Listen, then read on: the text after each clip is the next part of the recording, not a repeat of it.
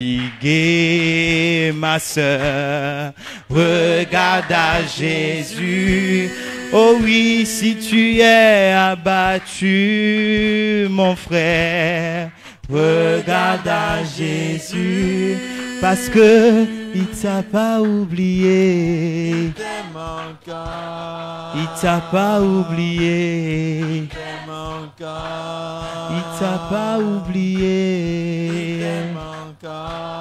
Il t'a pas oublié.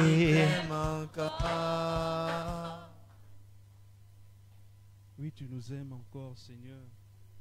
Oui, tu ne nous oublies jamais, Seigneur. Tu dis, je ne te délaisserai point, je ne t'abandonnerai point. Merci pour ta fidélité, Seigneur. Merci parce que tu es présent. Tu es présent en tout temps. Tu es présent dans toutes les circonstances.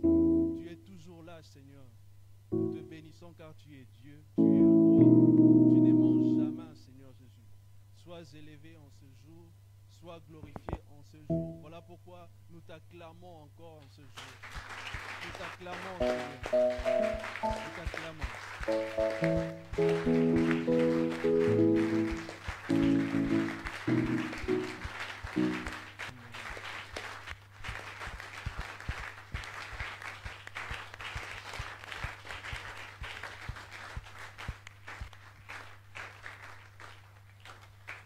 Amen. On peut prendre place. Nous allons passer à la prédication.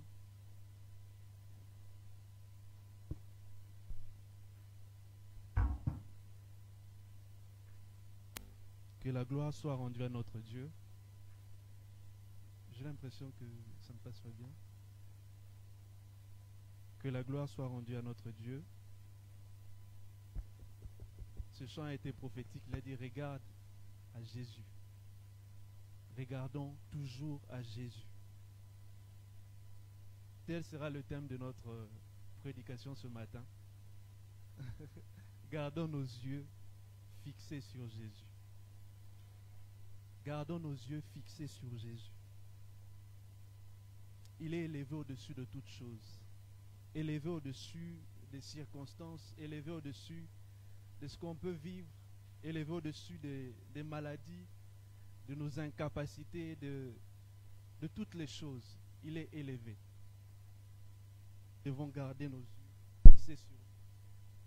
Comme sa parole le dit.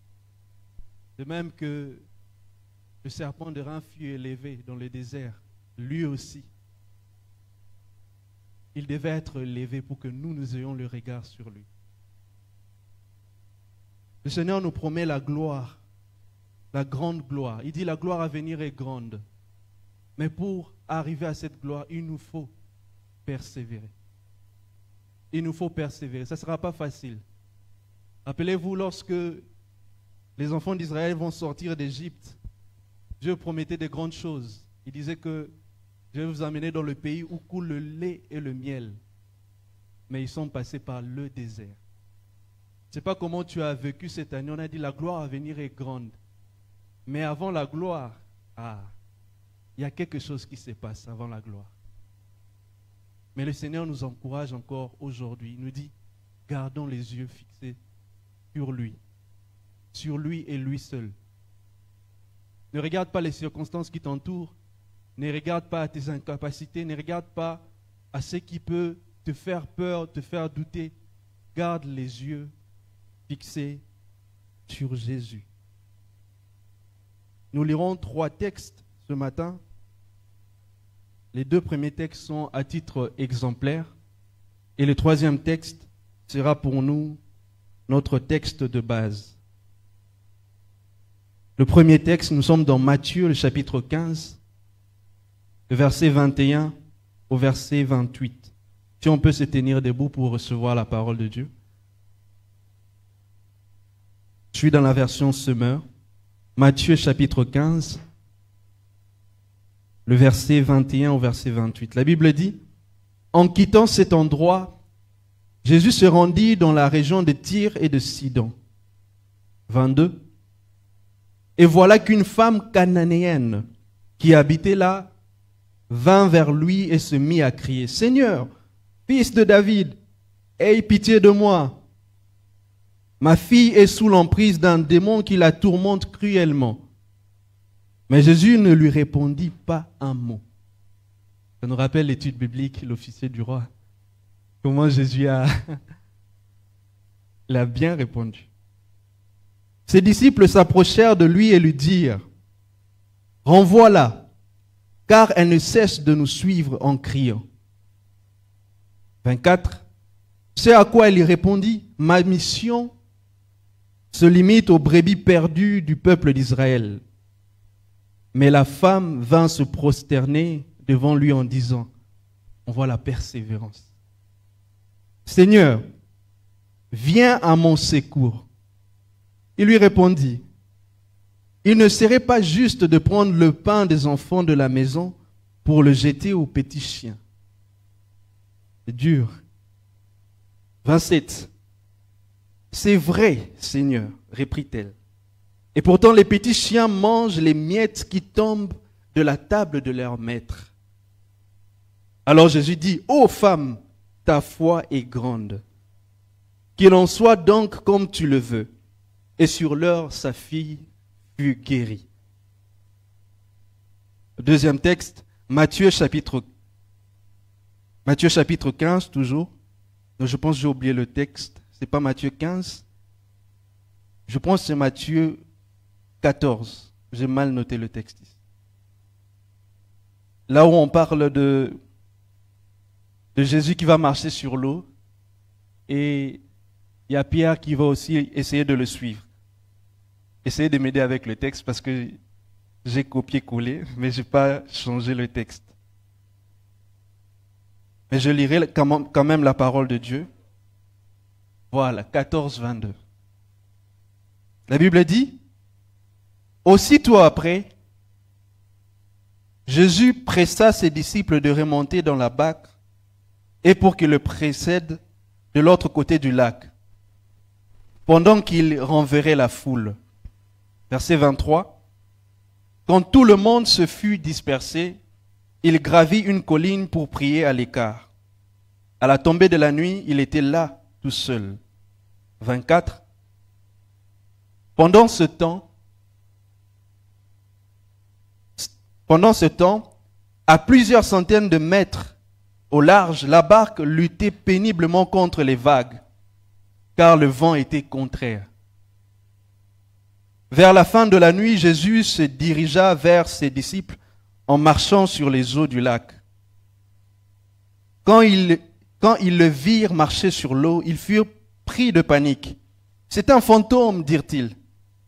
Et ils se mirent à pousser des cris de frayeur.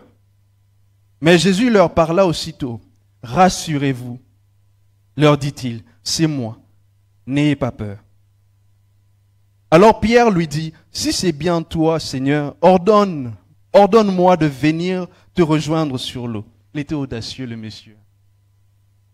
« Viens, lui dit Jésus. » Aussitôt, Pierre descendit de la barque et se mit à marcher sur l'eau en direction de Jésus.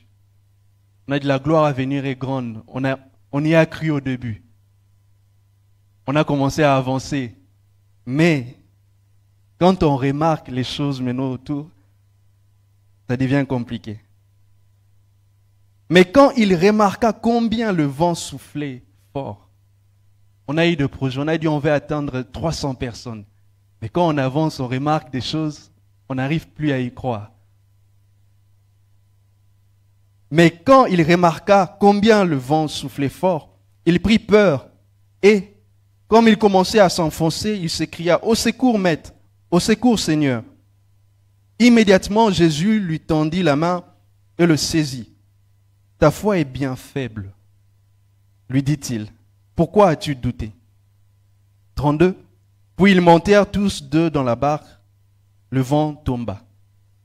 Le dernier texte qui est notre texte de base, Hébreux chapitre 12, verset 2. La Bible dit, « Gardons les yeux fixés sur Jésus, qui nous a ouvert le chemin de la foi et qui la porte à la perfection. » Dans notre version, il est écrit que c'est lui qui fait naître la foi dans nos cœurs et c'est lui qui en est aussi le consommateur. parce qu'il avait en vue la joie qui lui était réservée. Il a enduré la mort sur la croix. Lui-même, il a persévéré. Parce qu'il avait les yeux fixés sur la joie que le Seigneur lui avait promis. En méprisant la honte attachée à un tel supplice. Et désormais, il siège à la droite du trône de Dieu. Il a vécu cette grande gloire parce qu'il a eu à persévérer. Amen. On peut reprendre place. Comme je le disais, le Seigneur veut en ce jour que nous puissions persévérer. Persévérer, 3 points de suspension. C'est pour dire qu'il y aura beaucoup de choses que le Seigneur va nous dire en ce mois. Et en ce matin, le Seigneur veut que nous puissions persévérer dans le fait de garder nos yeux sur lui. De toujours regarder à lui. De toujours compter sur lui. Lui faire confiance. Marcher tout en tenant compte de lui. Ne pas considérer les circonstances qui nous entourent. Ne pas considérer nos incapacités. Parfois, on n'arrive pas à, à rêver grand parce qu'on regarde à nos poches. On regarde à nos poches. Mais si nous regardons à Jésus, nous pouvons rêver grand. Parce que ça ne dépend pas de nous, la grandeur. Cette gloire à venir ne dépend pas de nous. On peut rêver d'avoir, je ne sais pas moi, une villa ici pour l'église. C'est permis de rêver. Mais gardons nos regards sur Jésus. C'est lui qui est capable de faire les choses. C'est lui qui est capable de faire des grandes choses. Peut-être que tu as arrêté de rêver grand. Pourquoi? Parce que tu regardes à tes incapacités. Parce que tu as les yeux fixés sur ta poche. Moi, je pouvais dire à un ami que ces derniers temps, j'ai fait un rêve où, dans le rêve, le Seigneur me montrait, on est en ligne, hein, il me montrait notre président et c'est comme s'il faisait la récolte de l'argent. Il voulait beaucoup d'argent, il voulait que les hommes influents du pays puissent contribuer à ce projet-là. Et il est venu me demander à moi. Je l'ai vu lui et la première dame, ils sont venus me demander et tout. Moi, je lui ai dit que, bon, en ce moment, j'ai pas grand-chose, hein, mais ce que j'ai trouvé, je peux te le donner quand même. Je lui ai donné $500,000. 500 000 $. Maintenant, je me suis réveillé, j'ai dit, Seigneur, j'ai regardé mes poches, j'ai dit, faut pas me faire ça. Faut pas me faire ça, parce que moi-même, j'ai galère et puis tu me montres les 500 000 $, c'est le minimum en fait. Le Seigneur, c'est lui qui crée en nous l'espérance. Il nous permet de croire. Et je sais que ça va arriver. Parce que je ne compte pas sur mes capacités. Pas sur mes diplômes. Mais je compte sur lui. Et je sais qu'il le fera. Alors c'est quoi garder ses yeux sur Jésus? C'est quoi garder ses yeux sur Jésus? Garder ses yeux sur Jésus, c'est continuer d'avoir foi et confiance en lui. Continuer d'avoir foi et confiance en lui. La foi est très importante. Très, très importante. La foi est même capitale pour cette nouvelle alliance.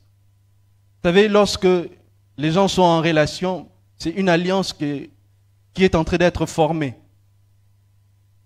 Dieu, pour être en relation avec Israël, il est passé par une alliance.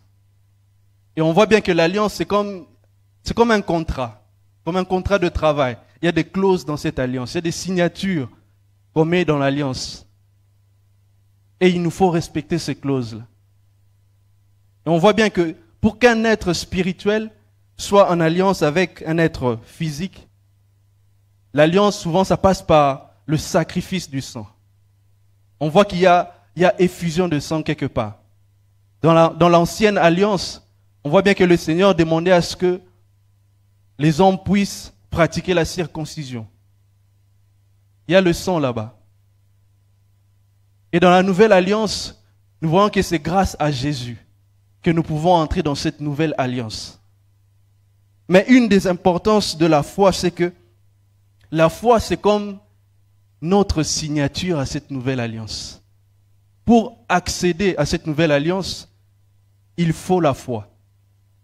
Rappelons-nous, dans Romains 10, on dit que c'est en croyant du cœur et en confessant aussi de sa bouche qu'on parvient au salut. C'est grâce à la foi qu'on parvient au salut. La foi donc, la première importance, c'est que la foi est indispensable dans la nouvelle alliance. Elle nous permet d'entrer, pas seulement d'entrer, mais de bénéficier des clauses de l'alliance. Dans cette nouvelle alliance, il y a des bénédictions. Comme le thème même de l'année, la gloire à venir est grande. Mais pour accéder à cette gloire, il faut la foi. Il faut la foi pour accéder à cette gloire. Sans la foi, on ne peut pas. On ne peut pas vivre cette gloire.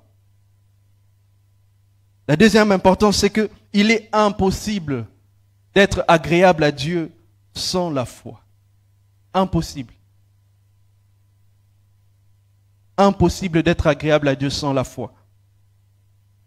Et on voit bien dans Romains chapitre 3, du verset 21 au verset 26, dans la version parole vivante. Ce sera long, mais je veux que nous puissions lire ça. Romains chapitre 3, 21 à 26. La Bible dit, maintenant, il nous a été dévoilé comment être en règle avec Dieu sans avoir accompli ce que la loi commande. Dans le temps présent, nous a été révélé une manière comment être déclaré juste, indépendamment des œuvres de Dieu, des œuvres légales plutôt. Dieu nous attribue cette qualité de juste à titre gracieux. Les écrits de l'ancienne alliance, la loi et les prophètes, ont bien parlé de cette manière d'être juste. Mais elle devient réalité par la foi en Jésus-Christ. Et elle est accessible à tous ceux qui la saisissent par un acte de foi personnel. Car il n'y a aucune différence entre les hommes. Tous, sans distinction, ont péché et ont perdu la beauté glorieuse dont Dieu avait revêtu l'homme. Tous ont manqué le but qu'il leur avait assigné dans son plan. Personne ne saurait prétendre être approuvé de Dieu, ni accéder à sa glorieuse présence. C'est pourquoi Dieu offre à tous un don. Tous peuvent à présent être justifiés, c'est-à-dire déclarés justes aux yeux de Dieu. Être déclarés justes aux yeux de Dieu, par pure grâce. Ils reçoivent cette faveur comme un cadeau immérité de la générosité divine. Et cela est possible parce que Jésus-Christ a accompli tout ce qu'il fallait pour nous libérer.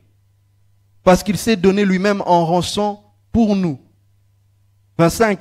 Dieu l'a destiné d'avance à prendre sur lui la punition que méritaient nos péchés. En mourant sur sa croix sanglante, Jésus était la victime offerte pour nous en sacrifice qui nous purifie et nous rend la faveur divine. Tous ceux qui croient que Jésus est mort pour eux, qui placent leur confiance dans le sang qu'il a versé, ont accès à cette grâce. Dieu a voulu montrer de cette manière quelle était sa justice. En effet, autrefois, il a supporté le péché, il n'a pas puni de mort le pécheur dans les temps anciens. 26. Les temps de sa patience parce qu'il prévoyait le jour où il ferait éclater sa justice. Dans le temps présent, il a donc apporté la preuve de son équité. D'une part, il a voulu rester lui-même juste en condamnant publiquement le péché en Jésus. Et d'autre part, il a déclaré justifier tous ceux qui placent leur confiance en Jésus. Tous ceux qui ont foi en lui. Ce texte était très long, mais ça nous explique encore cette nouvelle manière d'être juste aux yeux de Dieu. On n'a plus besoin de faire des œuvres. Il nous faut juste la foi. Voilà pourquoi j'ai dit que la foi nous permet d'accéder à cette nouvelle alliance et de bénéficier de clauses de cette alliance. Les dons spirituels que nous cherchons, tout ce que nous voulons avoir, les guérisons, tout s'obtient par la foi. On ne peut pas exclure la foi. Voilà pourquoi il nous faut être affermis dans la foi. Il nous faut être enseignés dans la foi. Comment pratiquer notre foi? C'est très important. Parce que sans la foi, on ne peut pas être agréable à Dieu. Et troisième importance, il y a tellement d'importance qu'offre la foi. Mais la troisième importance, c'est que rien n'est impossible à celui qui croit. La gloire à venir est grande, c'est une promesse de Dieu. Si tu rêves grand et que tu places ta foi en Dieu, cela va s'accomplir. Rien n'est impossible à Dieu. Le Seigneur veut que nous ayons foi en lui. Aujourd'hui, dans ce monde, très peu de gens ont la foi. Aujourd'hui, dans ce monde, les gens font confiance plus à ChatGPT qu'à Jésus. Je me demande même le Saint-Esprit, est-ce qu'on le consulte encore? On a une question là, ChatGPT, on chatte avec lui. Il nous répond. Il ne connaît pas toutes choses, ChatGPT. Mais le Saint-Esprit connaît toutes choses. Il nous faut avoir la foi. La relation avec le Saint-Esprit se développe par la foi. Tu ne le vois pas, mais tu parles avec lui. La foi, c'est comme une folie. C'est vraiment de la folie pour les hommes. La foi, c'est de la folie. Mais le Seigneur nous encourage à persévérer dans la foi. Quand le Fils de l'homme viendra, trouvera-t-il encore la foi? Aujourd'hui, dans le monde ici, tout est mis pour que nous puissions détourner nos yeux sur Dieu. Les gens ils ont tellement foi en la science. Les gens ont tellement foi en la technologie. Les gens font confiance à la technologie, ils font confiance à la science. Aux docteurs, aux scientifiques. Tel scientifique a dit ceci, on accepte ça comme raisonnement. Avant, les gens pensaient que c'était le soleil qui tournait autour de la terre. Et lorsque Galilée est venu, Galilée a démontré, il a dit que non, c'est la terre qui tourne autour du soleil. On l'a tué.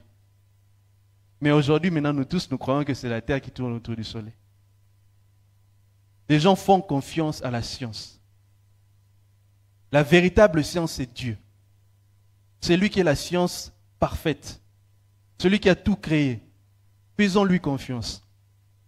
Il est digne de confiance. La foi, pour aller très rapidement, on sait tous que dans Hébreux 11, 1, on nous dit que la foi, c'est la ferme assurance des choses qu'on ne voit pas, des choses qu'on espère. Et aussi c'est la démonstration de celles qu'on ne voit pas. La foi, c'est de pouvoir être ferme, c'est de pouvoir avoir cette ferme assurance de choses que tu ne vois pas. Je reviens toujours sur l'étude biblique, on nous parle de la vraie foi. La foi qui se base sur ce qu'on n'a pas vu. L'officier du roi, lui, croyait parce que il avait vu, il a entendu quelque part que Jésus a fait des miracles à Jérusalem. Il est passé par la Samarie, il est monté. Donc je rattrape tous ceux qui ne viennent pas à l'étude biblique. Il faut venir, c'est important. La foi est très importante. C'est la ferme assurance de choses qu'on espère. Et c'est quoi l'espérance? D'où nous vient cette espérance? Je peux relever 2 points. D'où vient cette espérance? Puisque l'espérance doit venir de choses qu'on ne voit pas de choses qu'on a vues. Si nous espérons parce que nous avons vu de miracles, ce n'est pas la vraie foi. La vraie foi se base sur ce qu'on n'a pas vu. Et comme je disais, l'espérance peut se baser sur 2 choses. D'abord, la personne de Dieu. C'est la connaissance de sa personne qui nous permet d'espérer. La Bible dit que Abraham, il est allé pour même sacrifier Isaac parce qu'il pensait que Dieu est tout puissant pour même le ressusciter. C'est parce qu'il avait la connaissance de ce Dieu. Il savait que Dieu est tout puissant. Voilà pourquoi il croyait. Il pensait comme ça. Que cela soit notre partage ce matin. Que nous puissions connaître notre Dieu. Pas une connaissance superficielle. Que nous puissions grandir en connaissance de notre Dieu.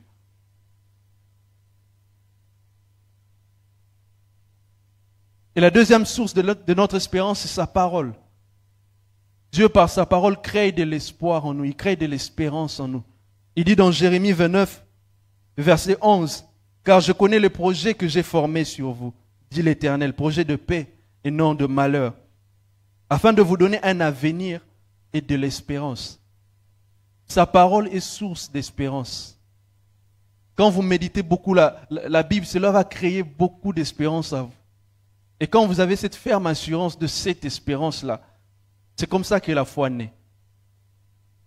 Que dire de la personne de Dieu? Il nous faut connaître Dieu profondément. Le Seigneur, on ne peut pas le connaître dans son entièreté. On ne peut pas le cerner totalement. On sait ce qu'il nous révèle. Il nous révèle des choses, il dit qu'il est amour. Alors il faut maîtriser ce qu'il nous révèle. Si on ne peut pas par nous-mêmes comprendre qui il est réellement. Mais ce qu'il a choisi de nous révéler, maîtrisons ça quand même. On dit qu'on connaît en partie. Mais même la connaissance en partie, là, on ne la maîtrise pas. Même la connaissance en partie, on ne la maîtrise pas. Il nous faut grandir encore dans la connaissance de notre Dieu. Que ce soit même pour moi, que ce soit pour chacun de nous ici. Nous devons continuer à connaître notre Dieu. Plus on connaît notre Dieu, plus on a foi en lui. Quelques points sur la personne de Dieu. Je dirais d'abord que Dieu est le créateur de toutes choses. C'est lui qui a créé l'univers. C'est lui qui a créé toutes choses. Toutes choses existent grâce à lui. Et c'est ce qui fait qu'il est unique, il est incomparable, il est saint. S'il y a tout ce qui existe d'un côté, lui, il est à part. Parce qu'il est le créateur de toutes choses. Il est celui qui existe par lui-même. Il n'a pas de semblable. Il est digne de confiance. Et j'ai essayé de faire un raisonnement où les physiciens disent que ce monde ici, en tout cas le monde visible, on peut résumer ce monde en 3 éléments. L'espace, le temps et la matière. Ceux qui font la physique, ils connaissent ça. L'espace, le temps, la matière. Tout ce qui existe physiquement, on peut le répartir dans ces 3 entités. Que ce soit la lumière, que ce soit les atomes, que ce soit tout ce qui existe. La matière, le temps, l'espace. Si Dieu a créé ces choses, essayons de faire une petite réflexion. Ça veut dire que lui-même, il est en dehors, il peut totalement être en dehors de ces choses. Si nous enlevons l'espace, Dieu se trouve où? C'est une question existentielle. Où est-ce qu'il se trouve? Si nous enlevons le temps, il se trouve dans quelle chronologie ou bien dans... Où est-ce qu'il se trouve? Comment chez lui la notion du temps est vécue? Puisque c'est lui qui a créé même le temps. Si nous allons voir la matière, qui il est? Il est fait de quoi? Dieu est fait de quoi? Mais la Bible nous répond bien que Dieu est esprit. Ça c'est clair. Donc si on enlève la matière, on voit qu'il est esprit. C'est une transcendance. Ça va au-delà de la matière. Si nous enlevons le temps, nous voyons bien qu'il est éternel. Donc ça veut dire que l'éternité de Dieu, ce n'est pas un temps qui s'écroule comme ça et puis qui est infini. Non. L'éternité, c'est une notion différente du temps. C'est autre chose encore. Et lui, il est éternel. Ça veut dire qu'il ne change pas. Il est. C'est lui qui est. Il a dit à Moïse, je m'appelle, je suis. Il est. Il est l'existence même. D'autres philosophes vont dire qu'il est l'être par essence. Il est celui qui est. Donc si on enlève tout, où est-ce que Dieu est? Maintenant qu'on enlève maintenant l'espace, on voit qu'il est. Il est ce qui doit être.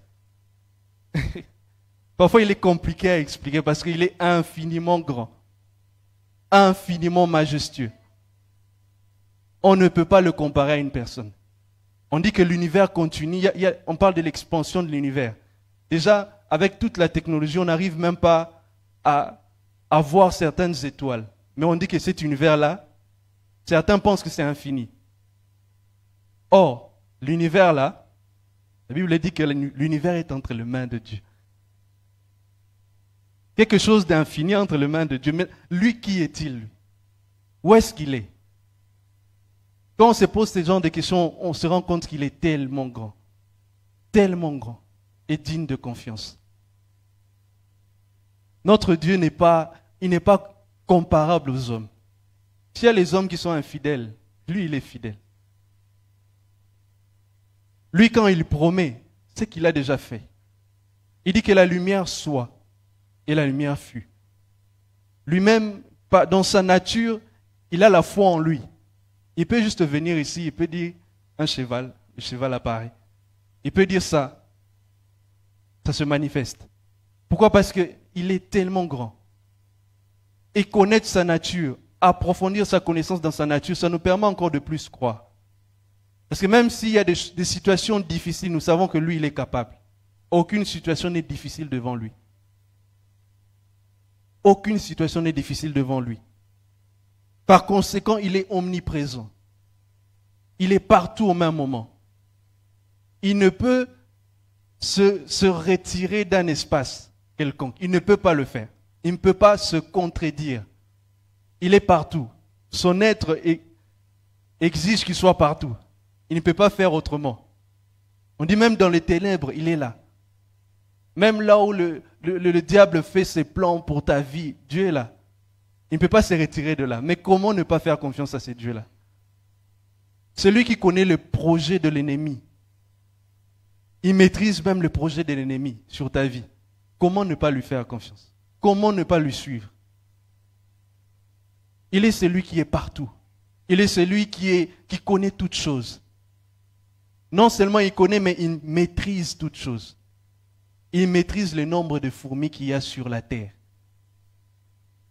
Il maîtrise le nombre de fourmis qui sont mortes, je ne sais pas moi, en 2025, depuis le 1er janvier. Il connaît toutes les statistiques. Combien de fourmis on a piétiné? Il connaît toutes choses. Il connaît le nom de chaque chien. Il connaît le nom de chaque cheval. Il les connaît tous, sans exception. Il maîtrise. Ce n'est pas qu'il a une connaissance vague. Il maîtrise ces choses. Il connaît le nombre de nos cheveux. Quand il nous voit, il ne voit pas seulement le corps. Il voit l'estomac, il voit l'état de toutes choses. En fait, sa vision est en 360 degrés. Il voit toutes choses au même moment. Il voit les atomes qui nous composent. Il est tellement au-delà. Quand on essaie de penser à sa personne, oui, il mérite qu'on puisse lui faire confiance. Il mérite que nous puissions lui faire confiance. Il maîtrise toutes choses. Il est le Dieu incomparable, admirable, inébranlable. Il mérite d'être élevé. Il est digne de confiance. Il peut toutes choses, il peut tout faire. Sauf aller à l'encontre de lui-même.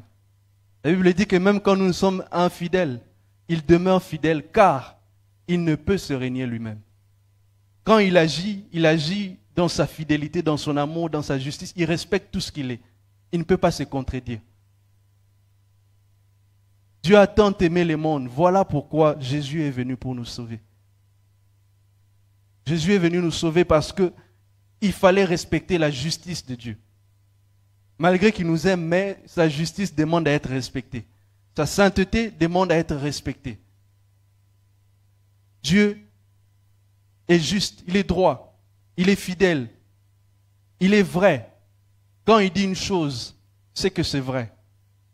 Il dit la gloire à venir est grande, elle est réellement grande. Ce ne sont pas des blablas, elle est vraiment grande la gloire là. C'est à nous de placer notre foi en Dieu. Il est amour, il est bienveillant, il est gracieux. Il nous faut maintenant commencer quand on dit gardons nos yeux fixés sur Jésus, ça veut dire que commencer à contempler maintenant sa personne. Ok, il est gracieux. Comment se manifeste sa grâce? Il est juste. Comment se manifeste sa justice? Comment je comprends le Dieu amour? Comment son amour se manifeste? C'est ça, garder les yeux sur Jésus. Toujours le contempler lui. Et vous verrez que plus on va regarder même à sa grandeur, les choses qui nous environnent n'auront même pas d'impact sur nous. Même si on a faim, On sait que lui, il est le bon berger. Même quand on a soif, il est là. Il est l'eau de vie. Quand on a besoin d'un parent, il peut être ce père. Quand on a besoin d'un ami, il peut être cet ami. La Bible dit que nous avons tout pleinement en lui. Tout pleinement en lui. Il dit ne vous inquiétez de rien. Faites connaître vos besoins au Seigneur par des prières et des supplications, sans oublier les actions de grâce. Aujourd'hui, tu as besoin de quoi? Fais connaître cela à Dieu. Parfois, on n'arrive pas à faire connaître à Dieu nos besoins parce qu'on se dit que, bon, il n'est pas capable de le faire. Mais aujourd'hui, le Seigneur veut recentrer cela. Il veut nous demander de persévérer. Si on n'a pas le regard sur lui, il nous demande d'avoir le regard sur lui. Si on a toujours le regard sur lui, il nous dit persévère dans ce sens. Persévère dans ce sens. Très rapidement, je veux parler des 4 dimensions de la foi. La foi commence dans le cœur. La première dimension, c'est croire. C'est la ferme assurance des choses qu'on ne voit pas. La deuxième dimension, c'est passer à l'acte. Passer à l'action. Poser des actes qui démontrent ta foi. Jacques, chapitre 2, versets 20 à 23. Dans la version français courant, la Bible dit, c'est un peu vulgaire, hein, mais la Bible dit, insensé que tu es. C'est pas toi, hein, c'est le frère qui est loin là-bas, comme le dit si bien notre docteur Herman. Insensé que tu es, veux-tu avoir la preuve que la foi sans les actes est inutile? Veux-tu avoir la preuve? Il te donne maintenant la preuve. 21. Comment Abraham, notre ancêtre, a-t-il été reconnu comme juste par Dieu? À cause de ses actes. Parce qu'il a offert son fils Isaac sur l'autel. 22, il dit maintenant tu le vois, sa foi et ses actes agissaient ensemble. Sa foi est parvenue à la perfection en raison des actes qui l'accompagnaient. On a dit que Jésus c'est lui qui amène la foi à la perfection. Et la foi arrive à la perfection lorsque les actes continuent d'accompagner la foi. Est-ce qu'on a les actes qui suivent? Est-ce qu'on a les attitudes qui prouvent la foi? On dit qu'on a confiance en Dieu, mais on s'inquiète du lendemain. On dit qu'on a confiance en Dieu, mais premier problème, on appelle le parent. On dit qu'on a confiance en Dieu, mais on a peur. On doute. Les actes, ça peut être des paroles. Les actes, ça peut être une attitude donnée. Juste le fait d'être toujours en joie, c'est un acte de foi. Être toujours dans la joie, c'est un acte de foi. Il dit, réjouissez-vous toujours dans le Seigneur. Les actes, ça peut être des gestes de foi. Les actes, ça peut être la prière. Prier, c'est un acte de foi. Se faire baptiser, c'est un acte de foi. Pardonner, c'est un acte de foi. Pardonner, c'est un acte de foi. Ça nous rappelle l'épisode où les disciples, Jésus est en train de leur dire que vous devez pardonner jusqu'à 7 fois. Mais ils vont dire, Seigneur, augmente notre foi. Puisque pardonner demande de la foi. Tu pardonnes parce que tu crois que Dieu t'a pardonné. C'est la foi qui s'exprime par le fait de pardonner. Aimer, c'est un acte de foi. En réalité, tous les actes que nous posons, selon notre foi chrétienne, ce sont des actes de foi. Même venir à l'église, c'est un acte de foi. Selon la parole, bénir, c'est un acte de foi aussi. On voit bien que par la foi, Isaac a béni Jacob. Bénir, c'est un acte de foi. Mais parfois, lorsqu'on pose des actes, on ne voit pas l'accomplissement de ce qu'on veut. Là, il faut passer à la 3e dimension. Il faut persévérer. Il faut persévérer. Là, ça nous ramène maintenant à notre texte exemplaire. Le premier texte où la femme cananéenne, on voit qu'elle a posé un acte de foi. Elle croyait en Jésus. Elle a posé un acte de foi. Elle a crié, mais il y a eu obstacle. Elle ne s'est pas arrêtée là. Elle a multiplié les actes. Persévérer, c'est comme si c'est multiplier les actes de foi. multiplié les actes de foi. Elle a persévéré. Elle est venue se prosterner, tout ça là. Mais parfois, lorsqu'on persévère, on ne voit pas toujours. Il faut passer à la 4e dimension. La 4e dimension, c'est toujours de la persévérance, mais les actes ne sont plus des actes ordinaires. Ce sont des actes qui sortent de l'ordinaire. Il faut aller au-delà de ce qui est habituel. Poser un acte vraiment qui montre que tu crois. Que tu crois. C'est cette 4e dimension que je vais baptiser l'audace. Il faut être audacieux. Il faut être audacieux. Et cette femme était audacieuse. On l'a placée dans le rang des chiens. Mais même là-bas, elle a trouvé son compte. Elle a dit que, je ne sais même pas l'idée là, ça venait d'où quoi. Même les chiens mangent les miettes qui tombent de la table des enfants. Elle était audacieuse quoi. L'audace, c'est sortir de l'ordinaire. On voit bien cet épisode où il y a le paralytique, où ses amis sont venus ils sont venus avec lui pour que Jésus puisse le guérir. Mais ils n'ont pas trouvé la porte d'entrée. Ils étaient tellement audacieux. Moi, je me dis, est-ce qu'aujourd'hui on peut le faire encore? Ils sont montés sur le toit. Ils ont fait descendre leur ami. Et puis la Bible dit, Jésus voyant leur foi. La foi est visible. Ce n'est pas seulement dans le cœur. La foi est visible. On sait voir quand tu crois. Ils ont fait descendre leur ami. Et Jésus a guéri leur ami. À cause de l'audace. À cause de l'audace. Et la deuxième chose, garder les yeux fixés sur Jésus, c'est ignorer aussi tout ce qui nous empêche d'avoir la foi. Il y a tellement des ennemis de la foi. Tellement d'ennemis de la foi. Parfois, ce sont nos incapacités. Parfois, ce sont nos insuffisances, nos imperfections qui peuvent être des ennemis de notre foi. On regarde à ces choses. Est-ce que moi, je suis capable? La Bible dit qu'Abraham, dans Romains 4, il savait qu'il était vieux. Il était vieux. Il savait ça. Il savait que sa femme, déjà, elle était très vieille. Elle ne pouvait pas concevoir. Mais la Bible dit qu'il a ignoré ça.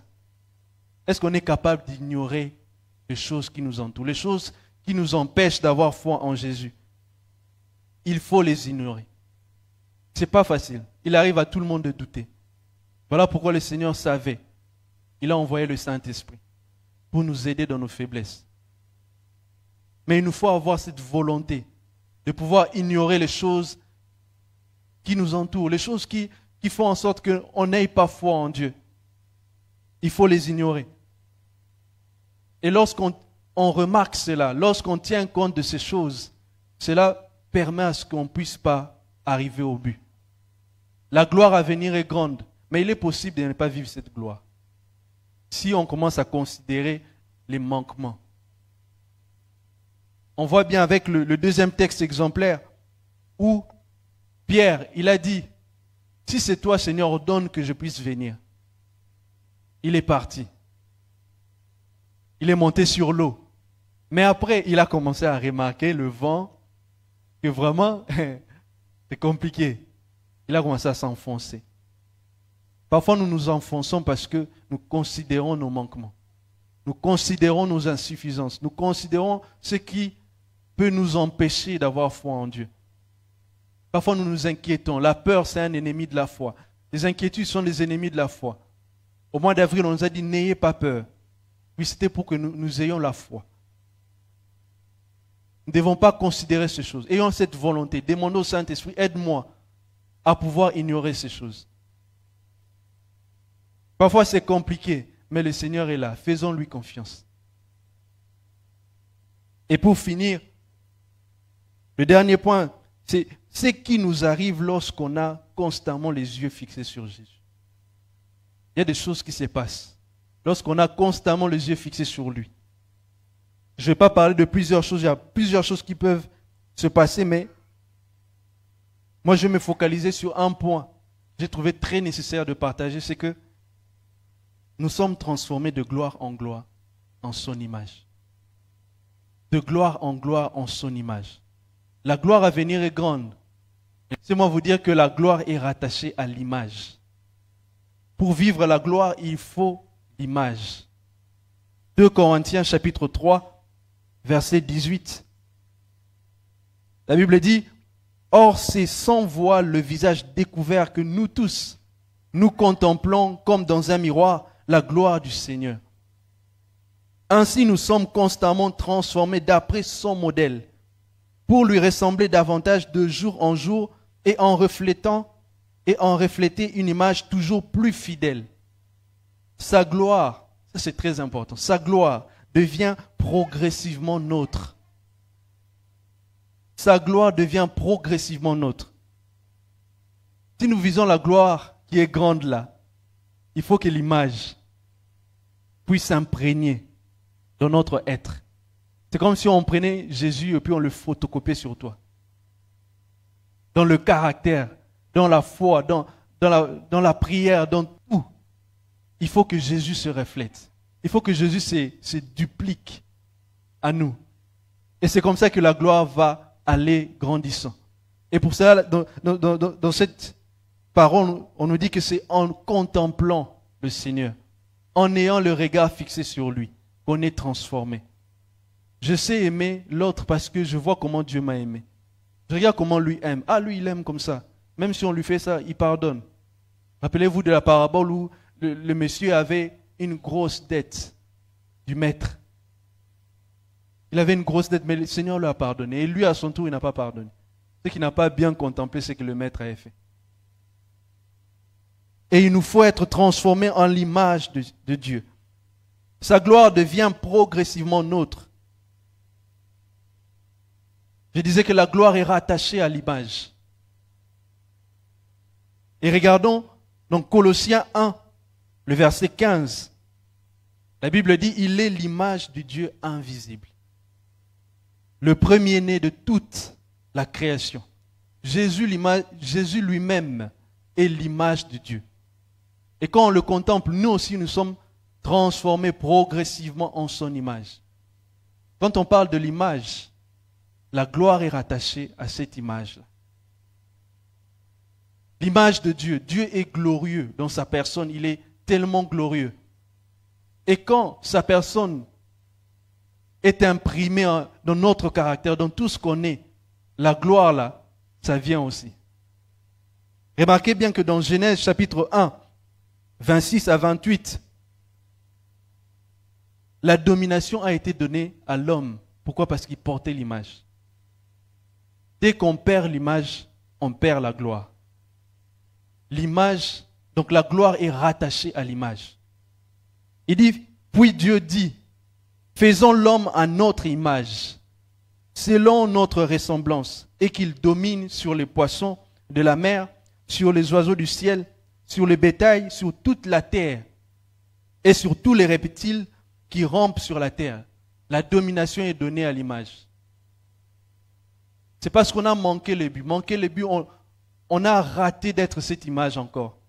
Voilà pourquoi on n'arrive même plus à dominer les oiseaux, même les chiens nous suivent. On a perdu vraiment la gloire du Seigneur, quoi. Vous pouvez aller même au zoo, hein? Si on libère les lions comme ça, tout le monde va fuir, mais vraiment les images de Dieu sont en train de fuir. Mais au départ, ce n'était pas comme ça. C'est parce que nous avons perdu cette image-là qu'on n'a plus la domination. Et pour retrouver cette gloire qui est grande, il nous faut retrouver progressivement l'image en gardant nos yeux sur Jésus. Il est notre modèle. Aujourd'hui, Jésus a la domination sur toutes choses. Pourquoi? Parce qu'il a l'image. Il a dit, tout pouvoir m'a été donné, sur la terre comme au ciel. Il a l'image, il domine toutes choses. On voit bien dans ce texte-là comment il a laissé les disciples partir, mais lui il est venu tellement qu'il domine sur la terre, il peut même marcher sur l'eau, dire à l'eau, porte-moi. Pourquoi? Parce qu'il a l'image. On sera étonné lorsqu'on va vivre cette grande gloire, quand il va revenir. Lorsqu'on sera dans la gloire, on sera étonné de choses. On va se dire vraiment que Adam pouvait faire ça. Ève pouvait faire ça. Mais pourquoi ils ont perdu ça? Aujourd'hui, l'homme est déchu. Mais lorsqu'on va retrouver pleinement cette image, lorsque le Seigneur reviendra, la gloire sera tellement glorieuse. La Bible dit qu'on va même juger les nations. On va même juger les nations. On sera étonné.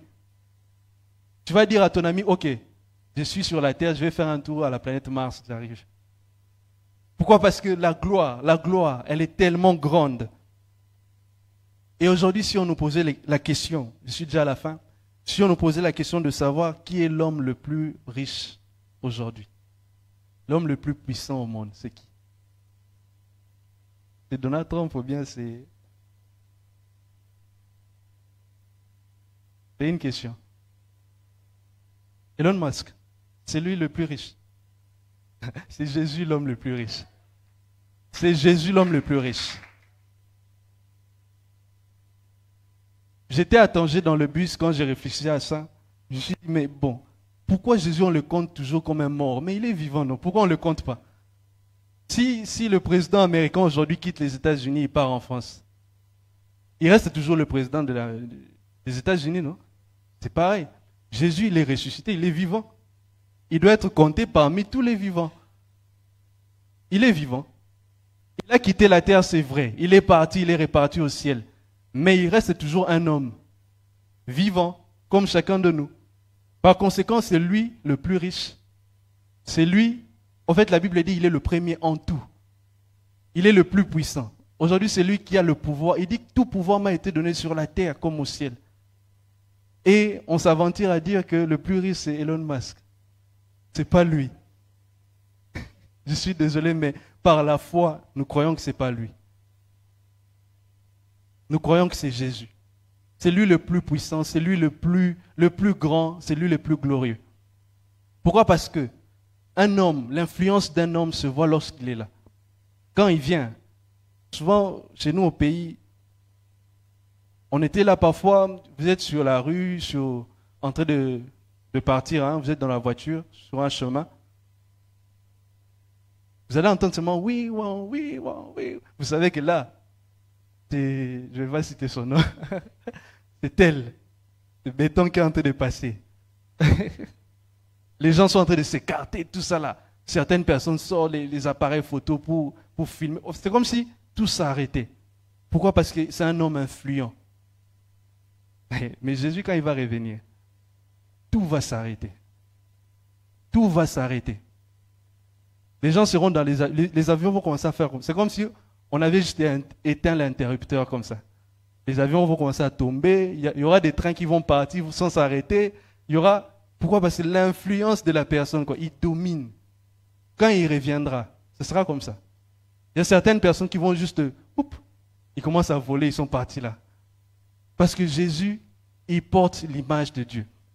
Et la gloire est rattachée à l'image. Que le Seigneur bénisse sa parole.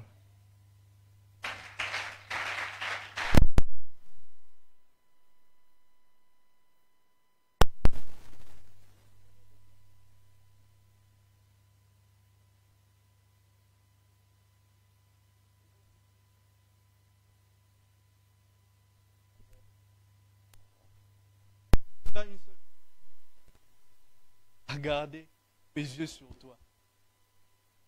Parfois, c'est notre entourage qui nous rappelle. Nous avons tellement les yeux sur ce que nous vivons. On nous rappelle ce matin. Car en faisant cette prière, prions le Seigneur.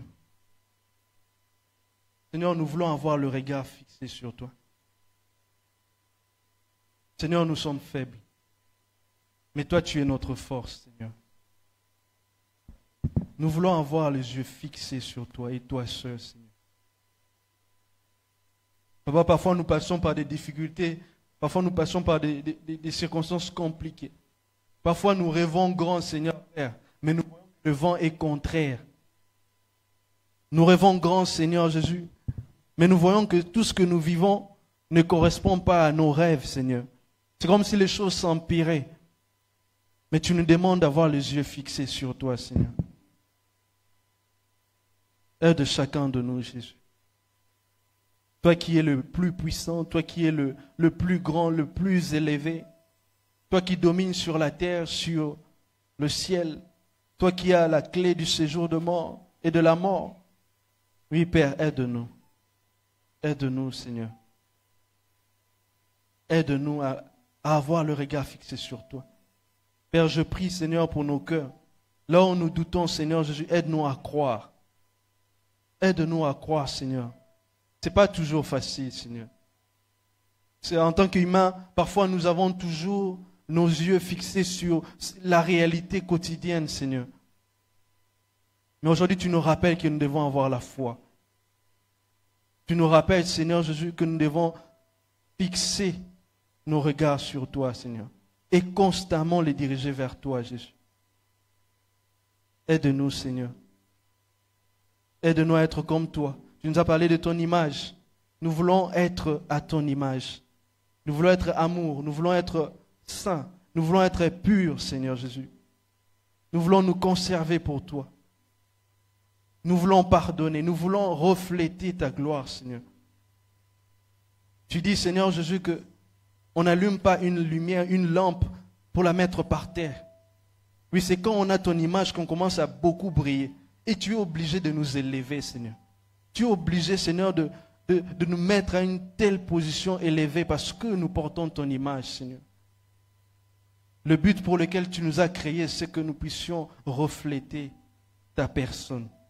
C'est le but premier pour lequel tu nous as créés. Tu dis, faisons l'homme à notre image. C'est notre premier but. On a manqué depuis le début. Mais grâce à toi, Jésus, tu es venu pour nous sauver, pour nous secourir, pour que nous puissions retrouver cette image, Seigneur. Et nous savons qu'au dernier jour, quand tu reviendras, nous serons transformés. Nous serons dans la gloire. Nous vivrons cette gloire totale. Comme au commencement, Seigneur Jésus. Que ton nom soit béni pour ta parole. Ta parole qui m'édifie moi-même, ta parole qui nous édifie, nous tous en tant qu'Église. Père, je te recommande la suite entre tes mains. Au nom de Jésus. Amen.